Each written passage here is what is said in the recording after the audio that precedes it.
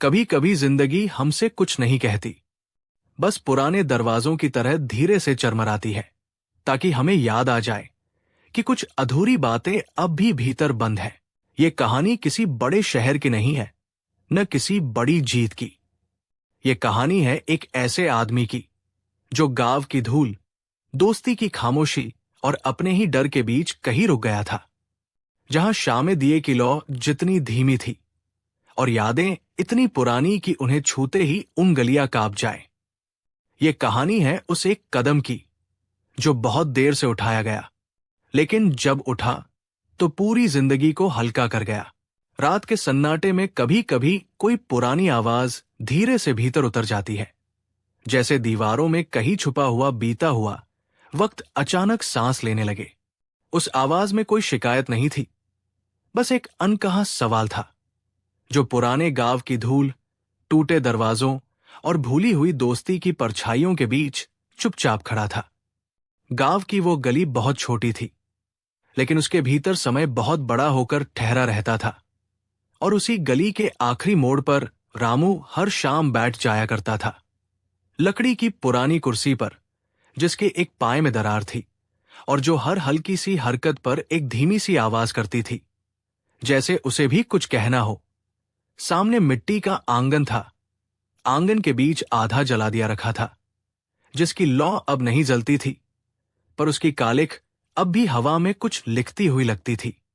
और दीवार पर वो दरार थी जो हर साल थोड़ी और गहरी हो जाती थी, बिल्कुल वैसे ही जैसे रामू के भीतर की चुप्पी, जो बाहर से शांत और भीतर से बोझल थी। वो रोज सूरज ढलने के बाद उसी दरार को देखता, जैसे वहां से कोई जवाब निकलेगा, जैसे वहां से कोई दोस्त लौट आएगा। उसका बचपन इसी गांव में बीता था, जहां सुबह बैलों की घंटियों से खुलती थी और शामें पीपल के पत्तों की सरसराहट में घुल जाती थी। उसके साथ एक और लड़का हुआ करता था, मोहन, जो हर बात पर हंस देता था, जिसकी हंसी में डर नहीं था, पछतावा नहीं था, बस खुलापन था। दोनों साथ स्कूल जाते, कंधे से कंधा लगाकर, रास्ते में नहर के पास रुकते, पानी में पत्थर फेंकते और गिनते कि किसका पत्थर ज्यादा उछलता है। लेकिन वक्त पत्थर नहीं होता जो उछलकर वापस आ जाए। वक्त तो पानी की तरह होता है जो बहता ही चला जाता है। और एक दिन मोहन चला गया था, बिना ज्यादा कुछ कहे, शहर की तरफ, सपनों की तरफ। और रामू यही रह गया, गांव की मिट्टी में, उन अधूरे वाक्यों के साथ जो कभी बोले नहीं गए। उसके कमरे में आज भी एक पुराना संदूक था, जिसमें मोहन का आखिरी लिखा हुआ खत रखा था।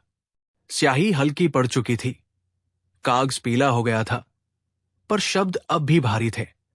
रामू हर महीने उसे निकालता, खोलता, पढ़ता नहीं, बस देखता, जैसे पढ़ लेने से कुछ टूट जाएगा या शायद कुछ सच हो जाएगा। उसकी मां के जाने के बाद घर और भी शांत हो गया था। खिड़की जो कभी खुली रहती थी, अब आधी ही खुलती थी, जैसे बाहर की दुनिया से डर लगने लगा हो।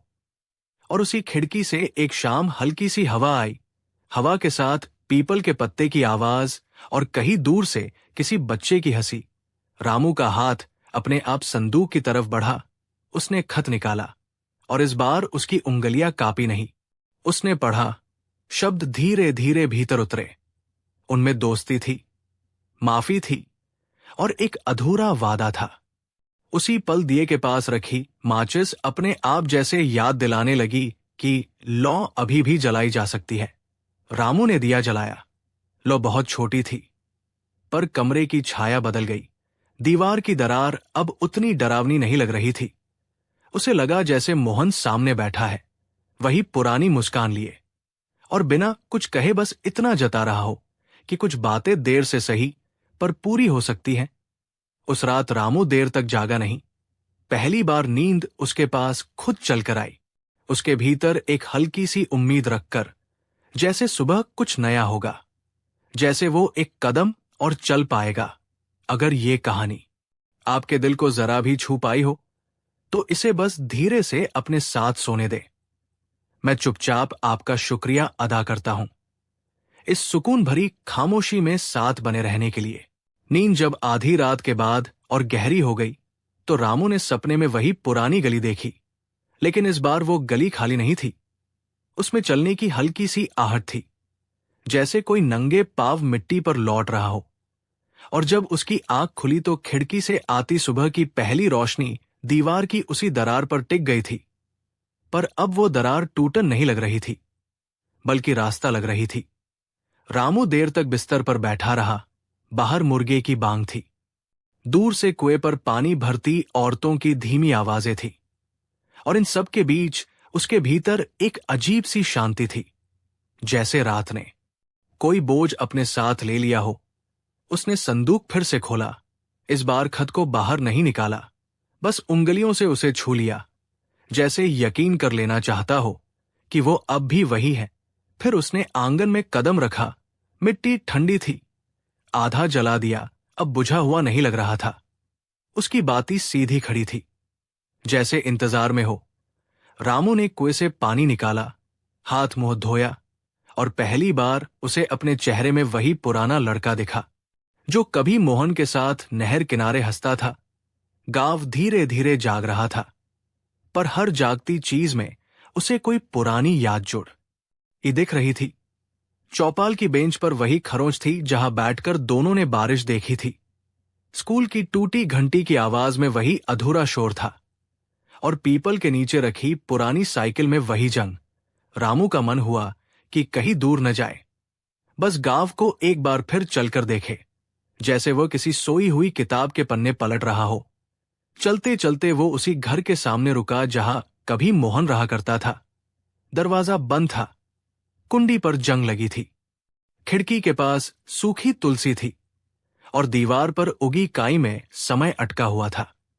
रामू ने दरवाजे को छुआ नहीं, बस सामने खड़ आ रहा, जैसे भीतर से कोई आवाज आएगी। लेकिन वहां सिर्फ चुप्पी थी, भारी नहीं बल्कि समझाने वाली। उसी चुप्पी में उसे मोहन का वो वाक्य याद आया, जो उसने कभी मजाक में कहा था कि लौटना सबसे मुश्किल नहीं होता, मुश्किल होता है रुक जाना। रामू के भीतर कुछ हिला। उसे लगा जैसे उसने सालों से रुककर अपने ही डर को घर बना लिया था। वो वापस आंगन लौटा, कुर्सी पर बैठा, और देर तक धूप को जमीन पर सरकते देखता रहा। उस दिन उसने पहली बार दोपहर में भी दिया जला दिया।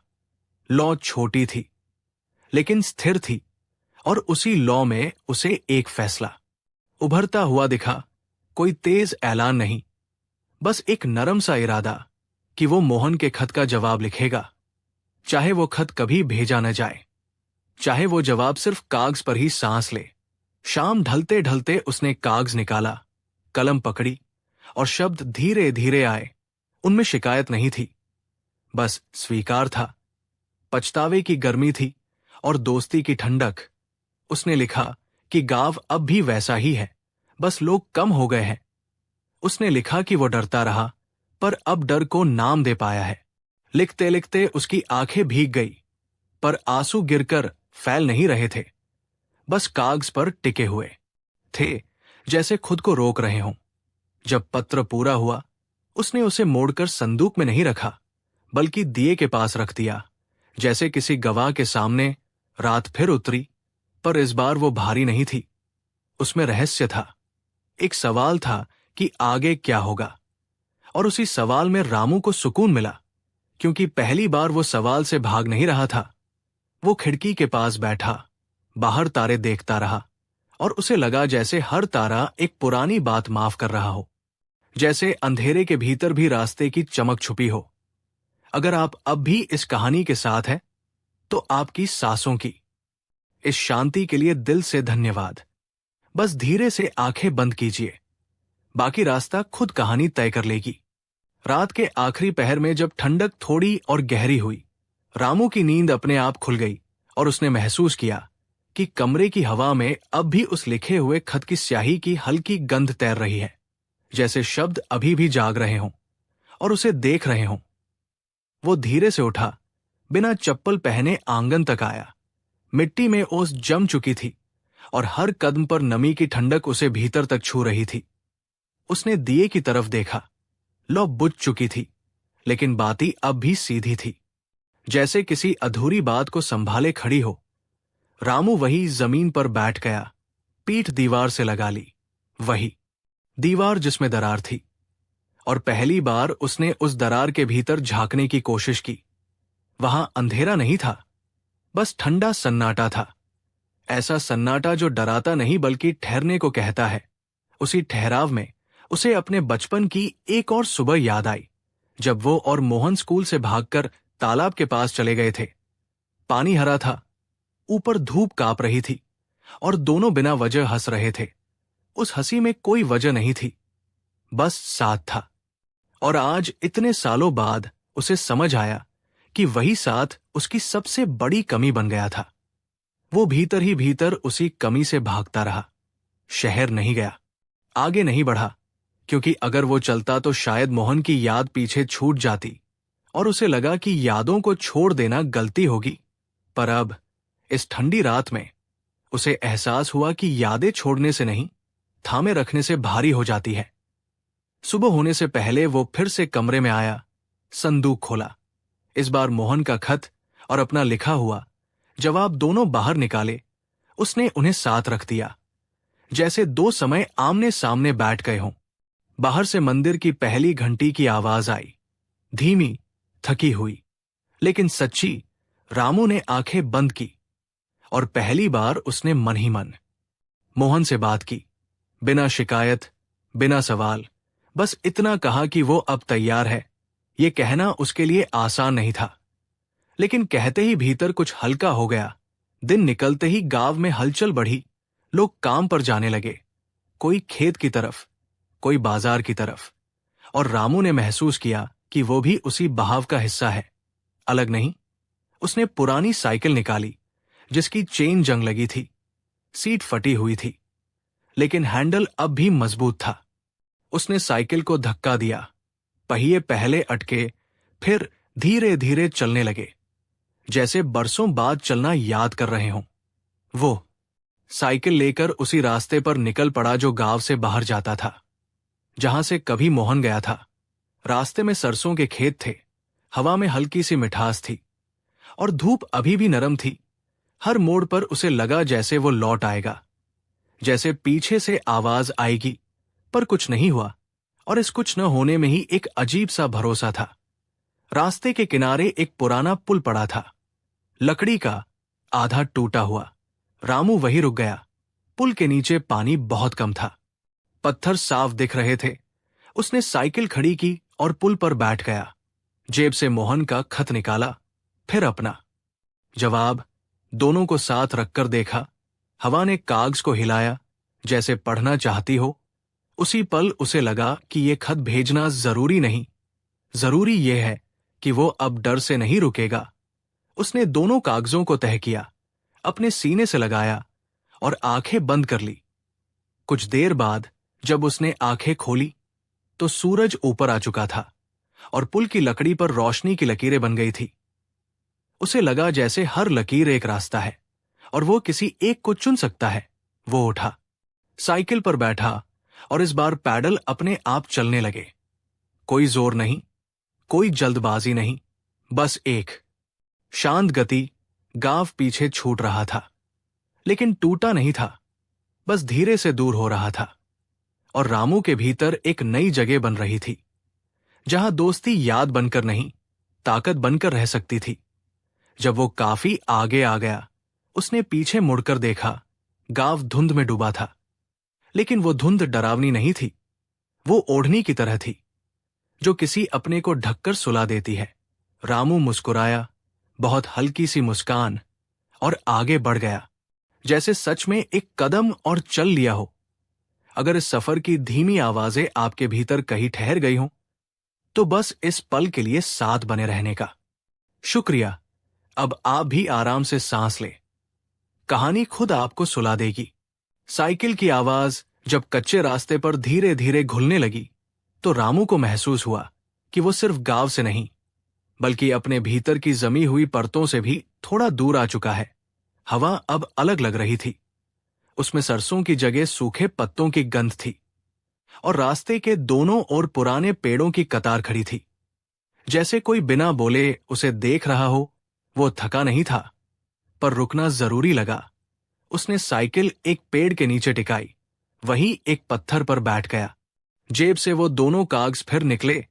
हवा ने उन्हें हल्का सा फड़फड़ाया, जैसे याद दिला रही हो कि बातें अब भी अधूरी है। उसी पल उसे एहसास हुआ कि अधूरापन अब उसे डराता नहीं, बल्कि साथ चल रहा है, जैसे कोई पुराना दोस्त जिसने बहुत देर से हाथ थामा हो। उसने पेड़ की छाल को छुआ, खुरदुरी थी, ठंडी थी, और उस स्पर्श में उसे अपने पिता की हथेली याद आ गई, जो बहुत कम बोलती थी, लेकिन जब सिर पर रखी जाती थी तो बहुत कुछ कह जाती थी। पिता भी इसी रास्ते से शहर गए थे, काम की तलाश में, और फिर कभी लौटकर पूरे नहीं आए।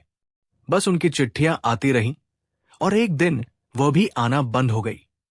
रामू को लगा कि शायद मोहन और पिता की कहानियां अलग नहीं थी, बस उनके नाम बदल गए थे, दोनों चले गए थे, और वो यही रह गया था।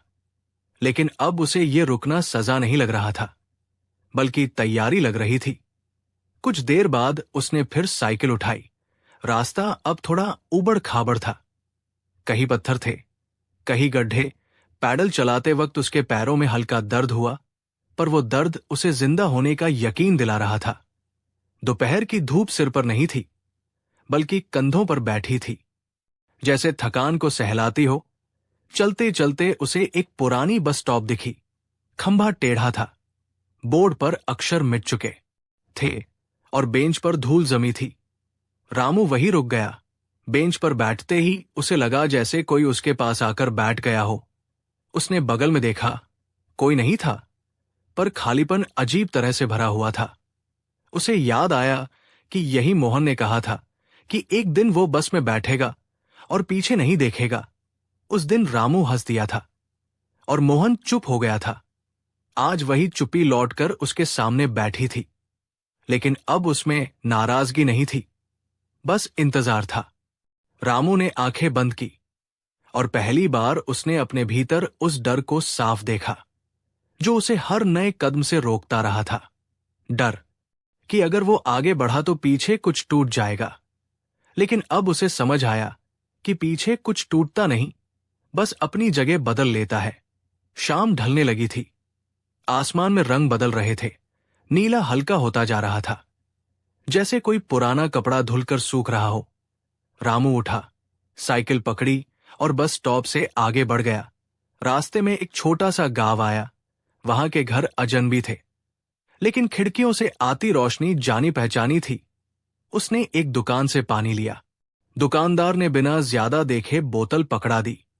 उस छोटे से लेन देन में भी रामू को लगा कि दुनिया इतनी कठिन नहीं है जितनी उसने सोच रखी थी। रात होने से पहले उसे एक धर्मशाला दिखी। पुरानी थी, दीवारों पर सीलन थी, पर दरवाजा खुला था। रामू भीतर गया, एक कोने में अपना सामान रखा और जमीन पर बिछे पतले गद्दे पर बैठ गया। छत से टिमटिमाती एक पीली बत्ती लटक रही थी। उसकी रोशनी में कमरे की दरारें साफ दिख रही थी, बिल्कुल उसके घर की तरह। पर अब उन दरारों से उसे डर नहीं लगा। उसे लगा जैसे हर दरार ने बहुत कुछ सहा है और फिर भी खड़ी है। उसने दोनों खत पास रखे, तकिए के नीचे नहीं, सिरहाने के पास, जैसे वे जागते रहें। बाहर कहीं कुत्ते भौंक रहे थे। दूर से ट्रेन की सीटी आई, और उस आवाज में उसे शहर की पहली झलक महसूस हुई। डर के बिना, बस उत्सुकता के साथ वो लेट गया, आंखें बंद की। नींद तुरंत नहीं आई, पर उसने उसे बुलाया भी नहीं। वो बस सांसों को सुनता रहा। हर सांस के साथ भीतर का बोझ थोड़ा और हल्का होता गया। उसे लगा जैसे मोहन और पिता दोनों कहीं पास ही हैं, पीछे नहीं, साथ साथ। और ये एहसास उसके सीने में गर्मी की तरह फैल गया। जब नींद आई तो बहुत शांत थी, बिना सपनों के, जैसे किसी ने कह दिया हो कि अब जागते रहना जरूरी नहीं। अगर ये हिस्सा आपके भीतर कहीं धीमे से उतर गया हो, तो इस सन्नाटे में साथ देने के लिए धन्यवाद। अब बस खामोशी को आपको थाम लेने दीजिए। सुबह जब आंख खुली तो धर्मशाला की छत से आती धूप सीधी आंखों में नहीं पड़ी, बस हल्के से पलकों पर ठहरी, जैसे नींद से धीरे विदा ले रही हो। रामू कुछ देर वैसे ही लेटा रहा। बाहर से बर्तन धोने की आवाज आ रही थी, किसी के पैरों की आहट, और चूल्हे की लकड़ी की महक हवा में घुली हुई थी। उसे लगा जैसे ये जगह उसे जानती है, बिना सवाल किए स्वीकार कर रही है। वो उठा, पानी से मुंह धोया, आईने में खुद को देखा तो वही पुराना चेहरा था, लेकिन आंखों में अब वो ठहराव नहीं था जो कभी बोझ बन जाता था। वहां एक हल्की सी जिज्ञासा थी, जैसे कोई रास्ता अभी अभी खुला हो। उसने दोनों खत उठाए, उन्हें ध्यान से तह किया और अपने थैले में रख लिया। इस बार संदूक नहीं था, ताला नहीं था, बस साथ चलने का भरोसा था। धर्मशाला से बाहर निकला तो सड़क पर हलचल बढ़ चुकी थी।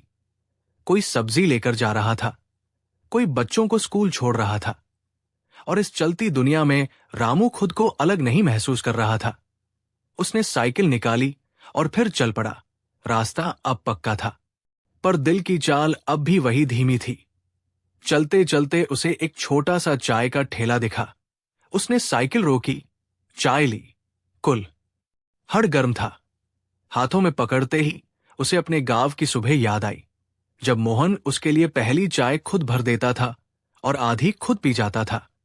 उस याद में अब चुभन नहीं थी, बस एक मीठा सा खालीपन था, जैसे कोई जगह अब भी सुरक्षित हो। आगे बढ़ते हुए आसमान में बादल जमा होने लगे, हल्के, बिना गरज के। हवा में नमी आ गई और सड़क पर पेड़ों की परछाइयां लंबी होने लगी। रामू ने महसूस किया कि उसके भीतर का डर अब आवाज नहीं करता, बस कभी कभी सिर उठाकर देख लेता है और फिर चुप हो जाता है। दोपहर के बाद उसे एक पुरानी किताबों की दुकान दिखी। लकड़ी की अलमारी, धूल जमी किताबें और एक बूढ़ा दुकानदार जो बिना देखे पन्ने पलट रहा था। रामू भीतर गया, यूं ही, बिना किसी खास वजह के। उसकी नजर एक पतली सी डायरी पर पड़ी। कवर फीका था, कोने मुड़े हुए थे। उसने उसे उठाया, पलटा, पन्ने खाली थे, और उसी खालीपन में उसे अपनी कहानी की जगह दिखी। उसने वो डायरी खरीद ली। दुकानदार ने बिना पूछे मुस्कुरा दिया, जैसे समझ गया हो। रास्ते में बारिश शुरू हो गई, बहुत हल्की, बस धूल को बैठाने जितनी। रामू एक पेड़ के नीचे रुका। बारिश की बूंदें पत्तों से गिरकर जमीन पर छोटी छोटी आवाजें कर रही थी, और उन आवाजों में उसे कोई पुरानी लोरी सुनाई दी जो उसकी मां कभी गुनगुनाया करती थी। उस पल उसकी आंखें भर आई, लेकिन आंसू बहकर नहीं गिरे, बस पलकों पर ठहर गए, जैसे कह रहे हो कि अब सब ठीक है। बारिश रुकते ही वो फिर चला। शाम तक उसे शहर की पहली इमारतें दिखने लगी, ऊंची नहीं, बस अलग। और उस अलगपन में भी उसे डर नहीं लगा। उसे लगा जैसे वो किसी नए कमरे में कदम रख रहा हो, जहां खिड़कियां अलग हों, लेकिन हवा वही पुरानी चले। शहर के किनारे की वो सड़क थोड़ी शोर भरी थी, पर शोर में भी एक ताल थी, जैसे हर आवाज अपनी बारी से बोल रही हो। रामू ने साइकिल की रफ्तार कम कर दी। उसे कहीं जल्दी नहीं थी।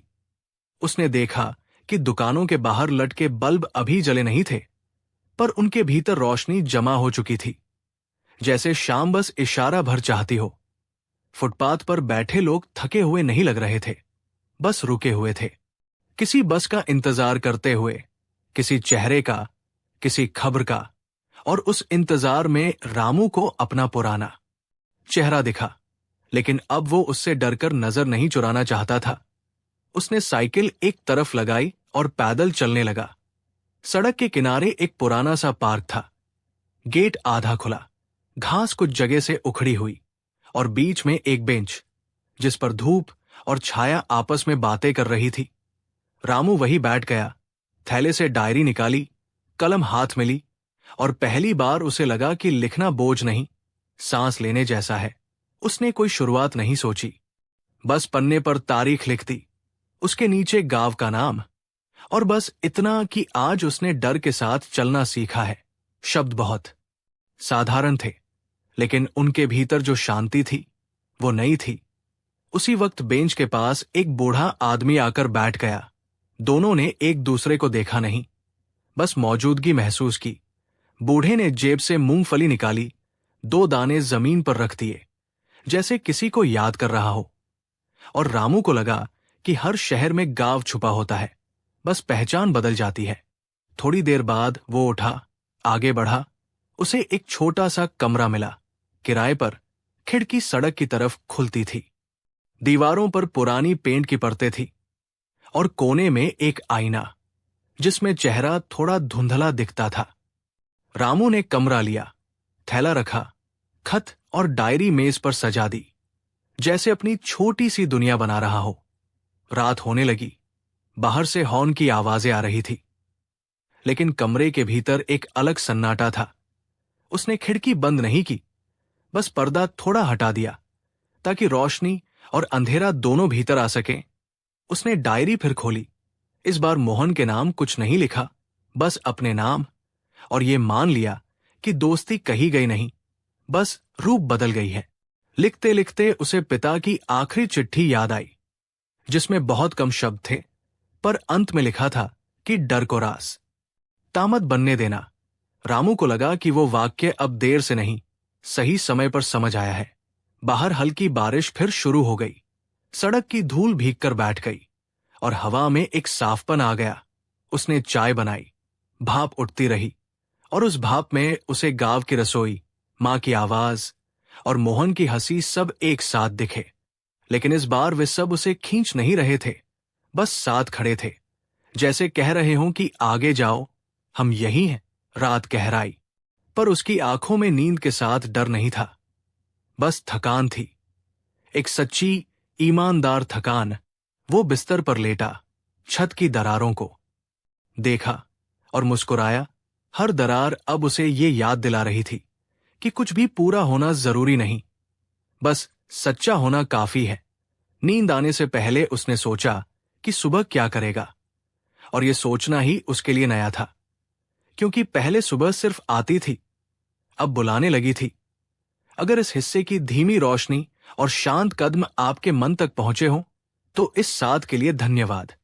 अब बस कहानी को धीरे से आपको सुलाने दीजिए। सुबह की आवाजें जब खिड़की से भीतर आने लगी तो रामू की नींद बिना झटके के खुली, जैसे किसी ने नाम लेकर नहीं, बस कंधे पर हाथ रखकर जगा दिया हो। बाहर सड़क पर दूध वाले की घंटी थी, कहीं पास ही किसी घर से रेडियो की बहुत धीमी धुन, और इन सब के बीच कमरे की दीवार पर गिरती धूप की एक पतली सी रेखा। वो रेखा ठीक उसी जगह ठहरी थी जहां रात उसने छत की दरार को देखा था। रामू देर तक उसे देखता रहा, फिर उठा, पानी पिया, और पहली बार शहर में होते हुए भी उसे जल्दी नहीं थी। उसने डायरी खोली, कल की लिखावट देखी, और नीचे बस इतना जोड़ा कि आज डर थोड़ा कम है। लिखते वक्त उसके हाथ नहीं कांपे, जैसे उंगलियां अब भरोसा सीख चुकी हों। वो बाहर निकला, सड़क पर चलते लोगों के चेहरे देखे। कोई उसे नहीं जानता था, लेकिन कोई अनजान भी नहीं लग रहा था। वो पास की एक छोटी सी दुकान में गया, जहां अखबार और चाय दोनों मिलती थी। दुकानदार ने बिना कुछ पूछे चाय थमा दी। रामू ने कुल्हड़ पकड़ा, उसकी गर्मी हथेलियों में फैल गई, और उसे लगा जैसे ये शहर भी उसे धीरे धीरे अपनाने लगा है। चाय पीते हुए उसने अखबार के किनारे लिखी एक छोटी सी खबर पढ़ी, किसी पुराने स्कूल के बंद होने की, और अचानक उसे अपने गांव का स्कूल याद आ गया। टूटी बेंच, काली पट्टी, और मोहन का नाम जो उसने आखिरी दिन पट्टी पर चुपके से लिख दिया था।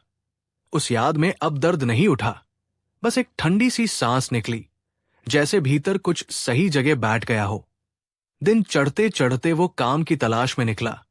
बहुत दूर नहीं, बस आसपास, हर दफ्तर, हर दुकान पर वो खुद को छोटा नहीं महसूस कर रहा था, बस नया महसूस कर रहा था। दोपहर में एक बढ़ई की दुकान पर उसे काम मिल गया, पुराने फर्नीचर को ठीक करने का। लकड़ी की महक, आरी की आवाज और हथौड़े की थाप में उसे गांव की वही परिचित लय मिली, जैसे हाथों को पहले से पता हो कि क्या करना है। काम करते हुए उसने एक पुरानी कुर्सी को ठीक किया, जिसके एक पाए में दरार थी। उसने उस दरार को भरते हुए हल्के से मुस्कुरा दिया, जैसे अपनी ही कहानी को छू लिया हो। शाम ढलते ढलते हाथों में थकान थी, लेकिन मन में अजीब सा सुकून। वो कमरे लौटा, हाथ धोए, खिड़की के पास बैठ गया। बाहर आसमान में बादल हल्के गुलाबी हो रहे थे।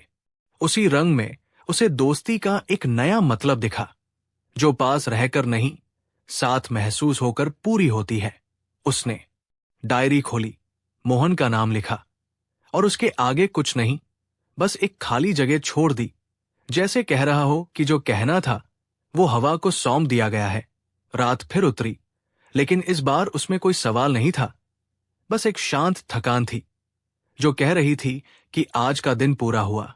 रामू लेट गया, आंखें बंद की, और भीतर कहीं बहुत धीरे से ये भरोसा जागा कि वो अकेला नहीं है, बस रास्ते में है। अगर इस सफर की ये धीमी सांसें आपके साथ चल रही हों, तो चुपचाप यहां तक आने के लिए धन्यवाद। अब बस इस शांति को अपने पास रहने दीजिए, बाकी सब अपने आप सुलझता जाएगा। रात के बाद जब अगली सुबह आई तो उसमें कोई नई चमक नहीं थी, बस वही सधी हुई रोशनी थी जो चीजों को जैसा है वैसा दिखा देती है। रामू ने आंख खोली तो कमरे की खिड़की के बाहर एक कबूतर बैठा था, गर्दन हिलाते हुए, जैसे किसी पुराने संदेश को दोहरा रहा हो। उसने बिना जल्दी के उठकर पानी पिया। हाथों पर कल की लकड़ी की महक अब भी थी, और उसे लगा जैसे मेहनत की ये गंध उसके भीतर तक उतर गई हो। वो काम पर जाने से पहले थोड़ी देर यूं ही बैठा रहा, दीवार से टिककर, छत की दरारों को गिनते हुए। अब वे दरारें उसे टूटन नहीं, बल्कि समय की लिखावट लगने लगी थी। बाहर निकलते हुए उसने दरवाजा बंद नहीं किया, बस धीरे से लगाया, जैसे जानता हो कि लौटना तय है। बड़ी की दुकान में आज ज्यादा काम था। एक पुरानी मेज, एक टूटता पलंग और एक अलमारी जिसका ताला बरसों से नहीं खुला था। रामू ने उस ताले को खोलते हुए बहुत सावधानी बरती, जैसे कोई पुराना राज अचानक बाहर आ जाएगा। ताला खुला तो भीतर सिर्फ कुछ पुराने कपड़े और धूल थी, लेकिन उस धूल में भी उसे किसी के छुए जाने की कहानी दिखी। दोपहर में जब वो बाहर बैठकर खाना खा रहा था, पास से गुजरते 2 लड़के हंसते हुए निकल गए। उनकी हंसी ने उसे चौंकाया नहीं, बस हल्का सा छू लिया, और उसी छूने में मोहन की हंसी की परछाई आकर बैठ गई। इस बार रामू ने उसे हटाया नहीं, बस पास रख लिया। शाम को लौटते वक्त आसमान थोड़ा भारी था, लेकिन बारिश नहीं हुई, जैसे बादल भी सोच में हो। कमरे पहुंचकर उसने डायरी खोली। आज कुछ लिखने का मन नहीं था, तो उसने बस तारीख के नीचे एक छोटी सी लकीर खींच दी, जैसे कह रहा हो कि आज की भावना शब्दों से बड़ी है। रात में बिजली चली गई, कमरा अंधेरे में डूब गया, लेकिन उसे डर नहीं लगा। उसने खिड़की से आती सड़क की आवाजें सुनी, किसी का धीरे से गुनगुनाना, किसी का थका हुआ कदम, और उसे लगा कि हर कोई कहीं न कहीं से लौट रहा है या जाने की तैयारी में है। उसी अंधेरे में उसने पहली बार मोहन को याद करते हुए भारीपन महसूस नहीं किया, बस एक नरम सी कसक आई और चली गई, जैसे लहर किनारे को छूकर लौट जाती है। लेटते हुए उसने सोचा कि शायद दोस्ती का मतलब साथ चलना नहीं, बल्कि एक दूसरे को भीतर जगह देना होता है। और इस सोच के साथ उसकी सांसें धीमी होती चली गई। नींद ने बिना पूछे उसे अपने भीतर ले लिया, जैसे कह रही हो कि आज इतना काफी है। अगर इस हिस्से की खामोशी आपके भीतर कहीं बैठ गई हो, तो इस सन्नाटे में साथ रहने के लिए धन्यवाद। अब बस इसे अपने तक ही रहने दीजिए, यही काफी है। नींद के बीच जब हल्की सी करवट बदली तो रामू को लगा जैसे किसी ने भीतर से नाम लेकर पुकारा हो। आवाज साफ नहीं थी, बस एहसास था, और उसी एहसास के साथ वो सुबह में उतर आया। बाहर आसमान धुला हुआ था, रात की उमस उतर चुकी थी और हवा में एक नई ताजगी थी। उसने खिड़की खोली तो सड़क पर पानी की पतली धारियां चमक रही थी, जैसे शहर ने रात भर खुद को धो लिया हो। रामू देर तक वही खड़ा रहा। उसे लगा जैसे ये सुबह उससे कुछ मांग नहीं रही, बस मौजूद रहने दे रही है।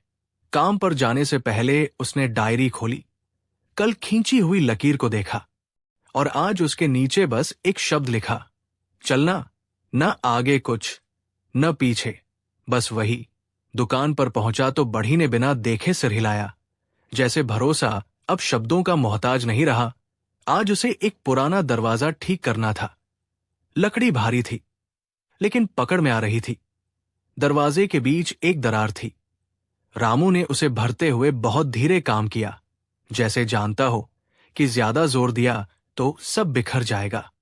उस दरार को भरते भरते उसे अपने और मोहन के बीच की वो खामोशी याद आई, जो सालों तक कुछ कहे बिना टिकी रही। और आज उसे लगा कि कुछ खामोशियां भरी नहीं जाती, बस स्वीकार की जाती है। दोपहर में दुकान के बाहर एक औरत अपने बेटे का हाथ पकड़े खड़ी थी।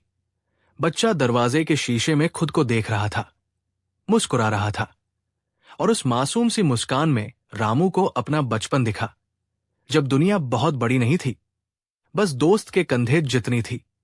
शाम को लौटते वक्त उसने रास्ता बदला, यूं ही बिना सोचे एक संकरी गली से निकला, जहां पुराने घर एक दूसरे के करीब थे। खिड़कियों से आती पीली रोशनी, दीवारों पर टंगी सूखी मिर्चें, और कहीं से आती दाल की महक। उस गली में चलते हुए उसे लगा जैसे वह किसी भूली हुई याद के भीतर चल रहा हो। कमरे पहुंचकर उसने खत निकाले। बहुत दिनों बाद उन्हें खोला नहीं, बस हाथ में लेकर बैठा रहा, जैसे यकीन करना चाहता हो कि कुछ रिश्ते पढ़े बिना भी साथ रहते हैं। रात गहराने लगी। बाहर से फिर ट्रेन की सीटी आई, लेकिन इस बार वो दूर नहीं लगी, बस एक संकेत जैसी थी कि रास्ते चलते रहते हैं, चाहे हम रुके रहें या नहीं। रामू लेट गया। छत को देखते हुए उसने पहली बार यह स्वीकार किया कि मोहन शायद कभी लौटे या न लौटे, लेकिन उसकी जगह अब खाली नहीं है। वो जगह अब याद नहीं, ताकत है। और इस एहसास के साथ उसकी सांसें बहुत हल्की हो गई, जैसे भीतर कोई बोझ आखिरकार जमीन पर रख दिया गया हो। अगर इस हिस्से का ये शांत स्वीकार आपके दिल तक पहुंचा हो, तो बिना कुछ कहे यहां तक आने के लिए धन्यवाद। अब बस इस नर्म सी खामोशी को अपने साथ सोने दीजिए, यही इसकी सबसे सही जगह है। सुबह देर से आई और रामू ने उसे रोकने की कोशिश नहीं की। वो बिस्तर पर लेटा रहा, खिड़की से आती रोशनी को धीरे धीरे कमरे में फैलते देखता हुआ, जैसे कोई पुरानी कहानी बिना शब्दों के सुनाई जा रही हो। बाहर आज शोर थोड़ा कम था, शायद शहर भी किसी बीती बात को याद कर रहा था। उसने उठकर चाय बनाई, भाप उठी और पल भर के लिए उसे लगा जैसे गांव की रसोई फिर से सांस ले रही हो। उसने डायरी खोली, कल लिखे शब्द चलना को देखा और उसके नीचे बहुत धीरे से जोड़ा और रुकना भी, क्योंकि आज उसे समझ आ रहा था कि रुकना हार नहीं होता, कभी कभी रुकना ही सबसे सच्ची चाल बन जाता है। काम पर जाते हुए उसने रास्ते में एक पुराने पेड़ को देखा, जिसकी जड़ें सड़क को तोड़कर बाहर आ गई थी। फिर भी वो खड़ा था, धूप उसके पत्तों से छनकर जमीन पर गिर रही थी, और रामू को लगा जैसे वो पेड़ उसे बिना देखे पहचान रहा हो। दुकान पर आज माहौल अलग था, बड़ी कुछ चुप चुप सा था। लकड़ी पर हथौड़ा पड़ता तो आवाज थोड़ी भारी लगती। रामू ने काम शुरू किया।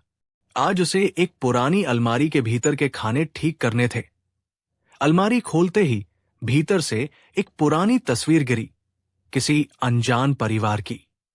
चेहरे फीके, पर आंखों में वही परिचित ठहराव। रामू ने तस्वीर उठाई, उसे पलटा।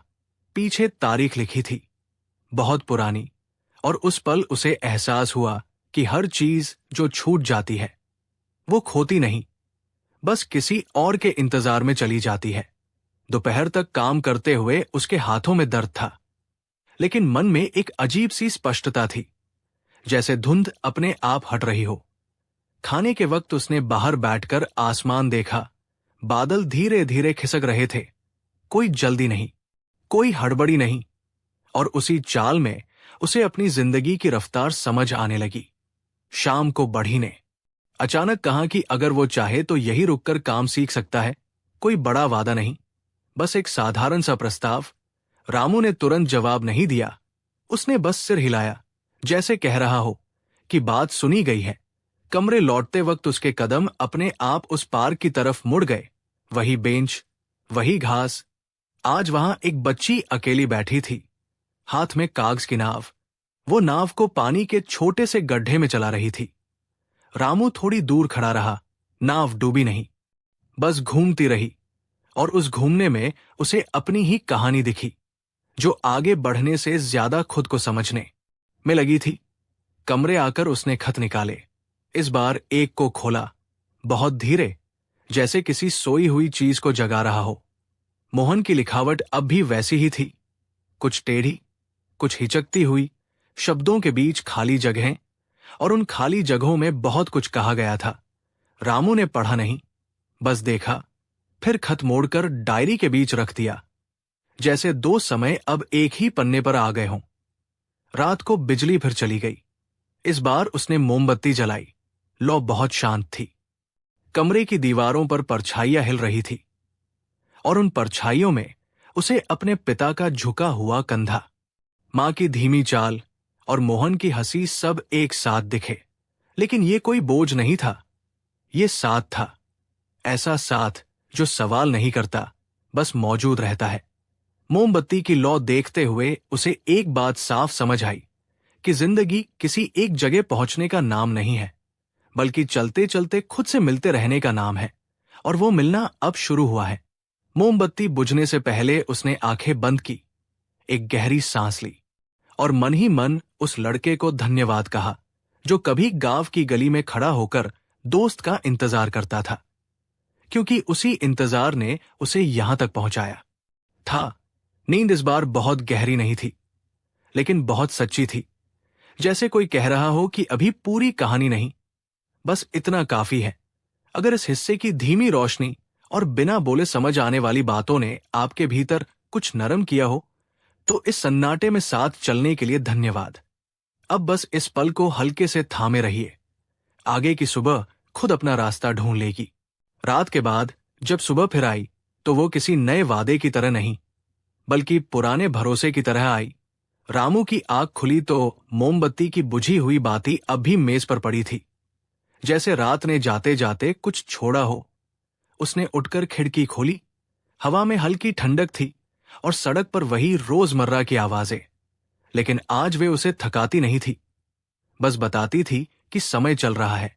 उसने डायरी खोली, कल रखे हुए खत को छुआ, और पहली बार उसे खोलकर पूरा पढ़ लिया।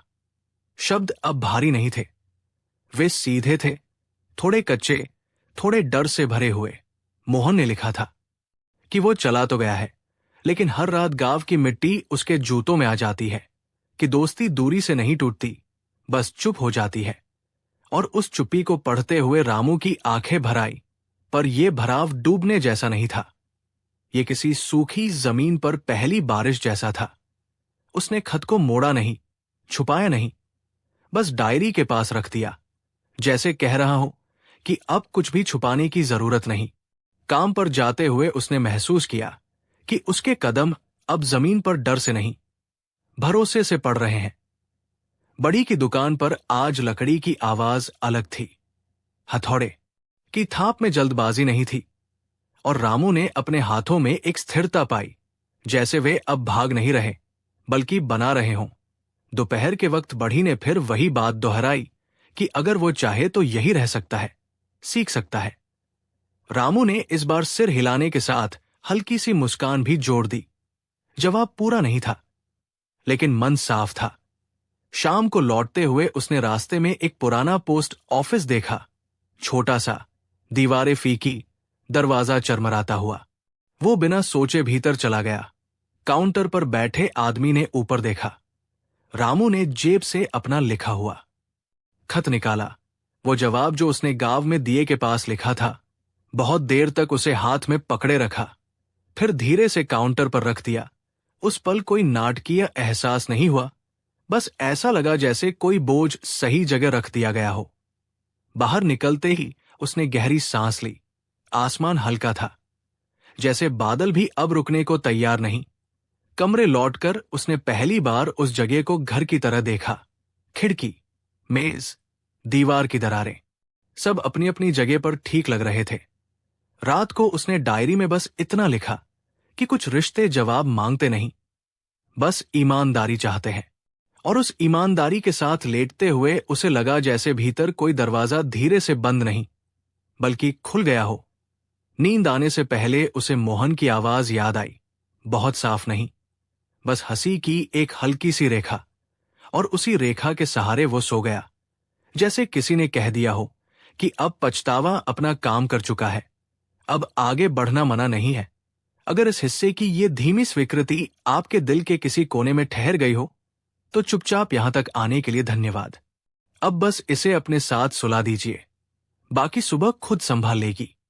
सुबह बहुत साधारण थी, इतनी साधारण कि उसे याद रखने की जरूरत नहीं लगती थी, लेकिन वही साधारणपन अब रामू को सबसे ज्यादा सच्चा लग रहा था। वो उठा तो खिड़की से आती रोशनी में कोई जल्दबाजी नहीं थी। सड़क पर वही पुराने कदम, वही आवाजें और भीतर वही शांत सांसें। बस फर्क इतना था कि अब वो उनसे भाग नहीं रहा था। उसने पानी पिया, चेहरे पर हाथ फेरा और आईने में खुद को देखा तो पहली बार उसे लगा कि ये चेहरा कहीं जाना नहीं चाहता, बस यही रहकर ठीक होना चाहता है। वो काम पर गया। बढ़ी की दुकान में आज कोई नया काम नहीं था, बस वही अधूरे फर्नीचर, वही लकड़ी की गंध। लेकिन रामू ने हर चीज को ऐसे छुआ जैसे ये पहली बार हो, जैसे हर दरार, हर खरोंच उसे कुछ सिखा रही हो। दोपहर के वक्त उसने बढ़ी से साफ शब्दों में कहा कि वो यही काम सीखना चाहता है। कोई बड़ा सपना नहीं, बस रोज हाथों से कुछ ठीक करना चाहता है। बढ़ी ने कुछ नहीं कहा, बस सिर हिलाया, और उसी सिर हिलाने में रामू को वो स्वीकृति मिल गई जिसकी उसे तलाश भी नहीं थी। शाम को वो पार्क गया। वही बेंच, वही पेड़, आज वहां कोई नहीं था। उसने बेंच पर बैठकर डायरी खोली। आखिरी पन्ने पर बहुत धीरे लिखा कि अब वो इंतजार नहीं करता, बस चलता है, और चलते हुए जो साथ चले वही दोस्त है। उसने कलम रख दी, डायरी बंद की, और पहली बार उसे लगा कि कुछ लिखने के लिए नहीं बचा, क्योंकि कुछ जी लिया गया है। कमरे लौटते वक्त उसने देखा कि आसमान साफ है, कोई बादल नहीं, कोई भारीपन नहीं, बस खुलापन। कमरे में आकर उसने मेज पर रखे खतों को देखा। मोहन का खत, अपना जवाब, और अब पोस्ट ऑफिस की रसीद। तीनों एक साथ रखे हुए थे, जैसे किसी कहानी के 3 पड़ाव। उसने उन्हें उठाया नहीं, बस एक बार देखा और खिड़की खोल दी। हवा आई, कागज हल्के से हिले, जैसे विदा ले रहे हों। रात को उसने दिया नहीं जलाया, मोमबत्ती नहीं जलाई, बस अंधेरे को रहने दिया, क्योंकि अब अंधेरा उसे डराता नहीं था। वो बिस्तर पर लेटा, छत की दरारों को देखा और मुस्कुराया। उसे याद आया कि कभी यही दरारें उसे रोकती थी। आज वही उसे रास्ता दिखा रही थी। उसे लगा जैसे मोहन कहीं दूर से नहीं, भीतर से कह रहा हो कि ठीक है, अब सब ठीक है। और उसी पल रामू ने पहली बार खुद को माफ कर दिया, बिना किसी शर्त के, बिना किसी आवाज के, बस एक गहरी सांस के साथ। नींद बहुत धीरे आई, जैसे किसी ने कहा हो कि अब लड़ने की जरूरत नहीं, अब बस रहना काफी है।